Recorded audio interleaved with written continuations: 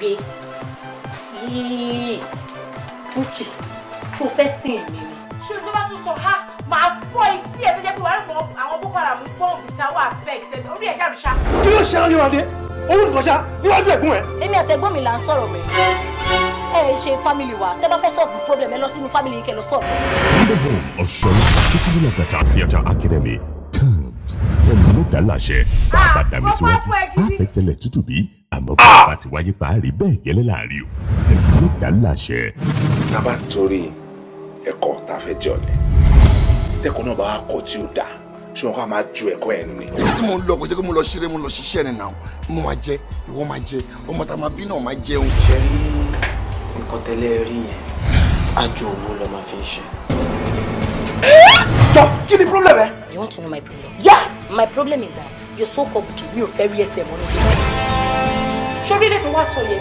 Èmi o, mo máa dàgbà síbẹ̀, máa bímọ síbẹ̀, máa darúgbó síbẹ̀. Ó lè gbọ́ because ó máa kú síbẹ̀ ni.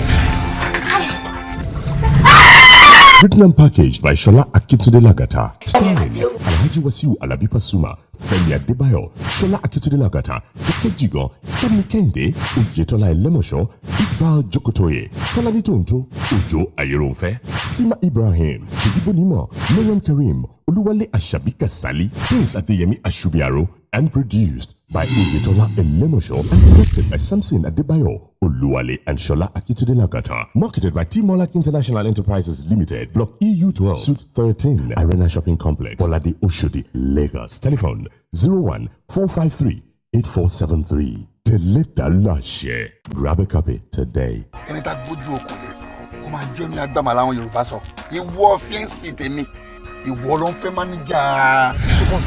Ìwọ ló lógun, ìwọ ló bẹ̀rẹ̀ ogun, dẹ̀ parí ẹ̀. John!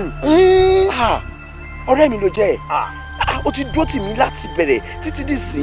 Náà kà sí bẹ́ẹ̀ yẹn, ibi tó gun ti bẹ̀rẹ̀ mi ò mọ̀. Àti dáṣe ogun nìyẹn. Ẹ̀ parí ẹ̀ síbi kan, bí yẹn kún bẹ́ẹ̀.